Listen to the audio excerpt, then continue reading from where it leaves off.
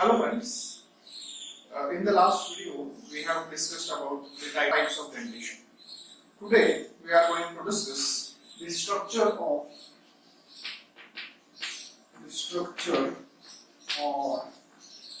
anatomy of the teeth.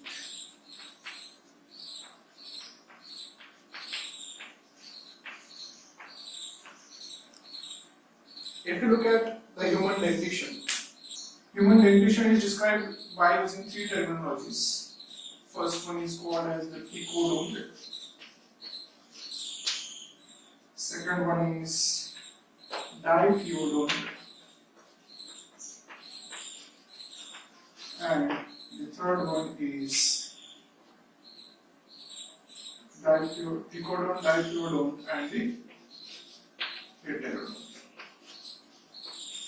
As we have discussed in the last video, thecodont means whatever the teeth are there, they are lodged in a bony socket, which is called as the alveolus. Are you getting? Whatever the teeth, if they are lodged in a bony socket, which is called as alveolus, then such type of a dentition is called as a thecodont dentition.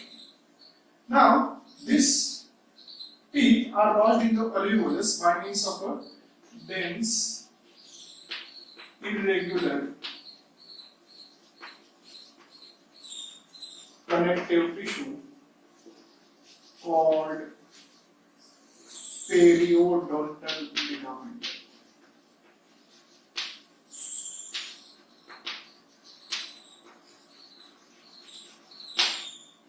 Are you getting?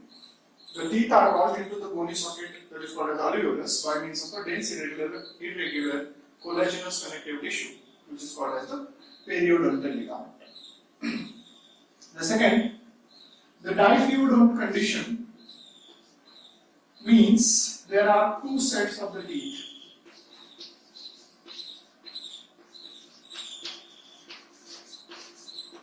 The first set is called as the temporary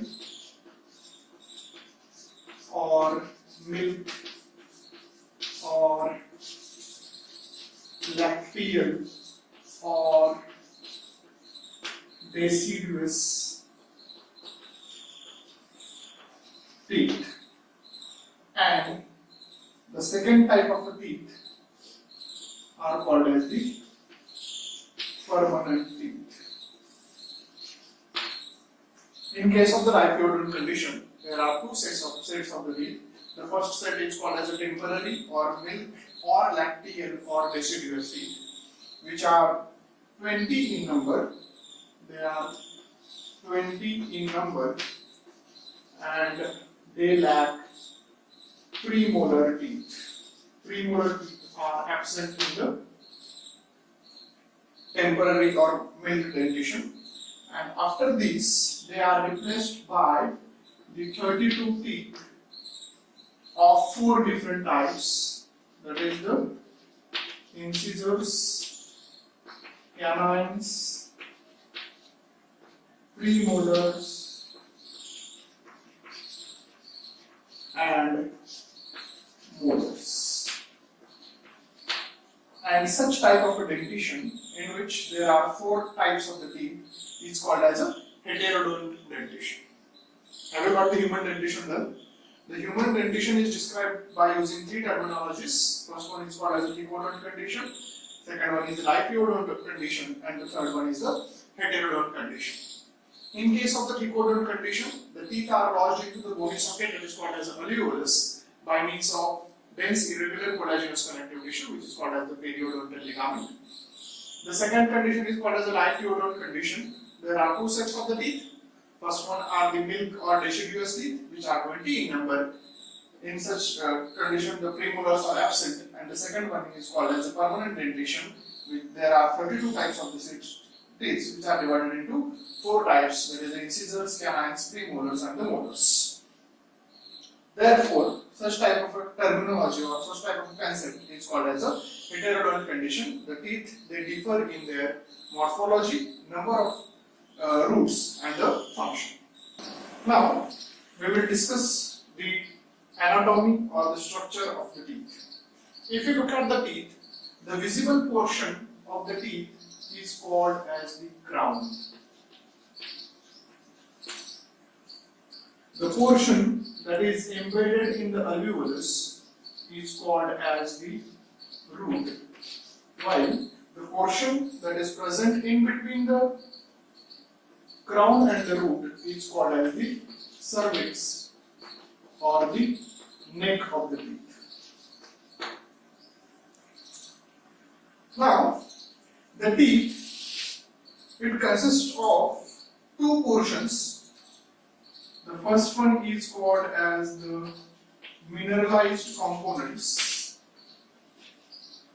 and the second one are called as the pulp tissue. Are you getting? The portion of the teeth that is visible to us is called as the crown. The one which is embedded into the bony socket, that is called as the root, while the portion that is present between the crown and the root is called as the cervix or neck. If you look at the anatomical structures of the teeth are divided into two major portions. The first one is called as the mineralized components and the second one is the pulp tissue. The mineralized components of the teeth are further divided into three types. The first one is called as the dentin. The second one is called the enamel, and the third one is called as the cementum.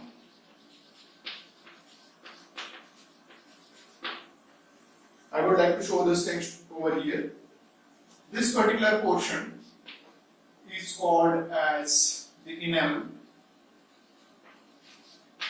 The portion beneath this enamel is called the dentin,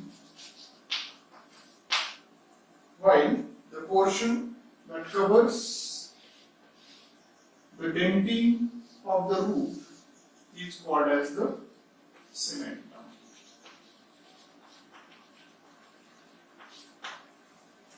And outside this cementum, you will get another layer of a dense irregular connective tissue that holds this particular teeth is called as the periodontal ligament.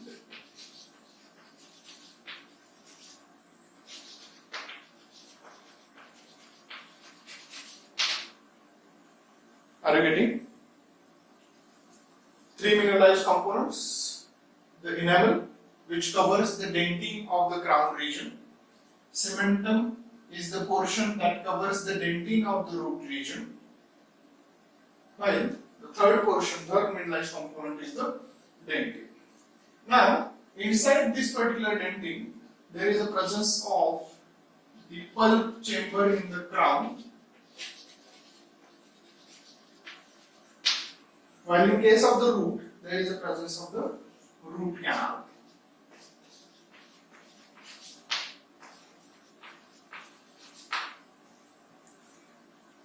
Are you getting? In the crown, there is a presence of the pulp chamber just beneath the dentin, while in case of the root, there is a presence of root canal. And this particular pulp chamber as well as the root canal, they houses the most important portion of the teeth, that is called as the pulp. This pulp is the non-mineralized component. It is highly vascular, that we will discuss later on. Now, if you look at the mineralized components, we will go one by one. This enamel, which covers the dentin of the crown, it is the hardest substance in the body.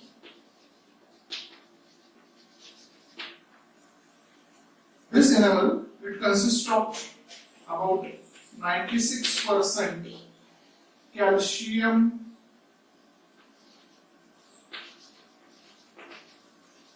hydroxyapatite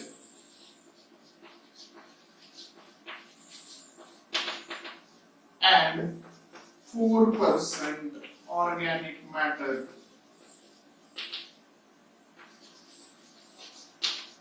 plus water. Are you getting? Enamel is the hardest substance of the body, which consists of about 96% of the calcium hydroxyapatite, and the 4% is made up of the organic matter and the water. This organic matter of the enamel is in the form of the proteins, is in the form of the substance that are called as the enamelins, which are nothing but the tyrosine rich high molecular weight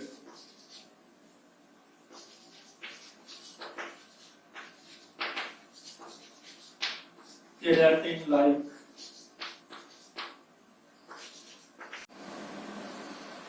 glycoproteins.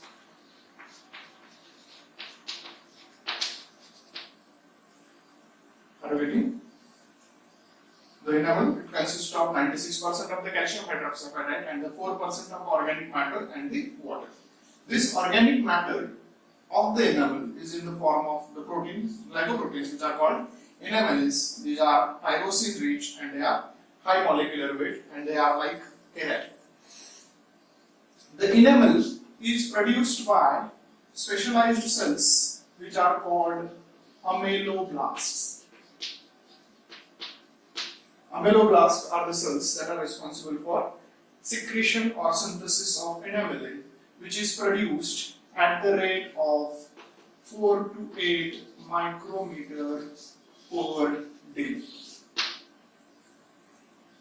And as a result, this enamel, it shows a specialized character that is called as streak of Retzius, which is nothing but the tree ring-like structure consisting of a region of calcified and hypocalcified rings. This enamel is non-vital tissue. Since whatever the ameloblasts which are responsible for secretion of enamelin, they die before the eruption of the teeth into the oral cavity. If this enamel is degraded by microorganisms, it will result into the condition that is called as the dental caries, because whatever the microorganisms that are associated with enamel, they convert the sugary component into the acids, and these acids are responsible for decalcification of the enamel. The fluoride that is present in our toothpaste helps to strengthen or helps to prevent the decalcification of the enamel. The second calcified portion or mineralized component of the teeth is called as the dentin. Dentin is the most abundant portion of the teeth.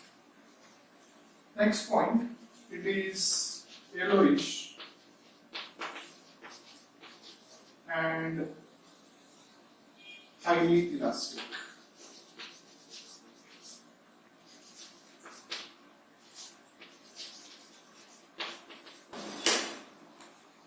Most abundant tissue, it is yellowish and highly elastic that protects the overlying brittle enamel. Now, this particular dentin is composed of about 65 to 70% calcium hydroxyapatite,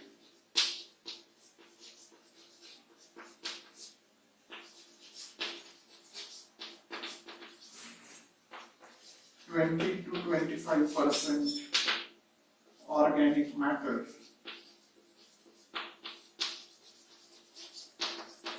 in the form of type 1 collagen,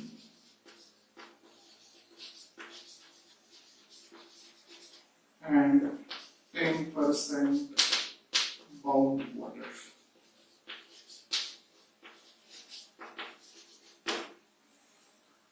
The dentin is produced by the cells which are called odontoblasts, which are situated towards the pulp region. And these odontoblasts, they have odontoblastic processes.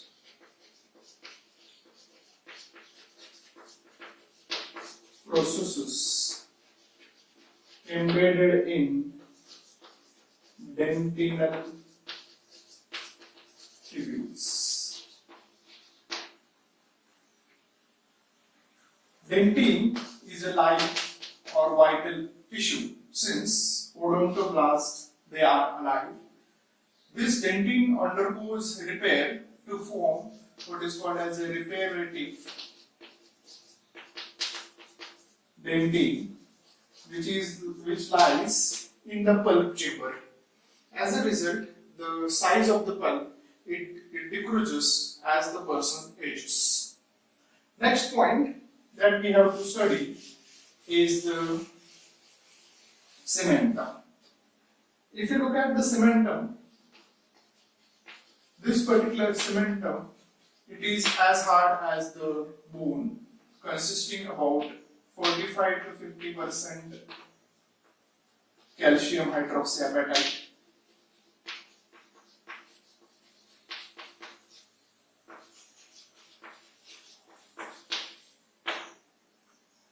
and 50 to 55% organic matter in the form of type 1 collagen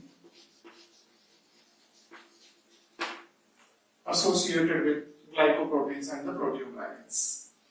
This cementum is of two basic types. The first one is called as the cellular cementum, and the second one is called the acellular cementum.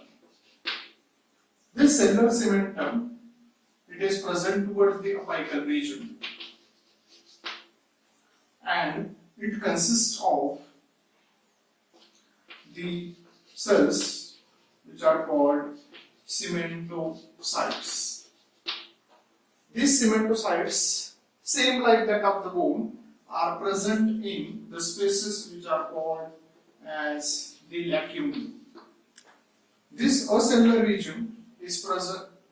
It is present towards the neck region, and it lacks the cementocytes.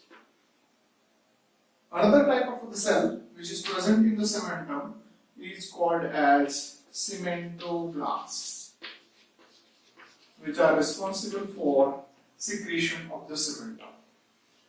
Now, in case of the primary dentition, this particular cementum is resorbed by a specialized type of the cells which are called odontoblast cells. Next and the last portion of the teeth is the pulp chamber. If you look at the pulp chamber, if you look at the pulp, this pulp is made up of soft, loose, gelatinous connective tissue. It is highly vascular.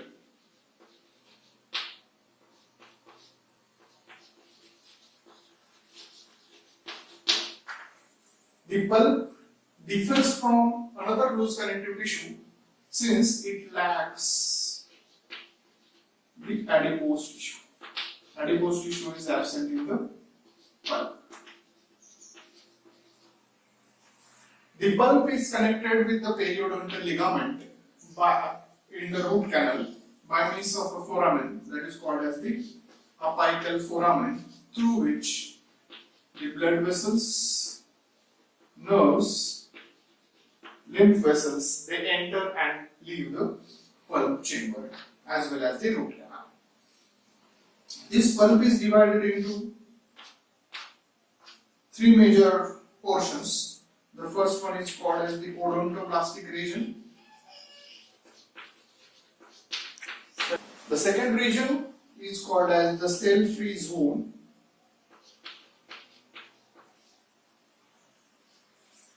And the last region is called as the cell-rich zone. This particular cell-rich zone, it is present around the pulp core. Are you getting? The pulp is the soft, loose gelatinous connective tissue which is highly muscular.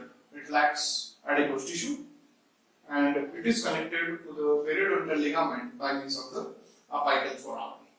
There are three regions in the pulp, from dentin towards the pulp core as odontoblastic zone, cell-free zone and the cell-rich zone. This particular cell-rich zone, it is rich in fibroblast as well as the mesenchymal cells.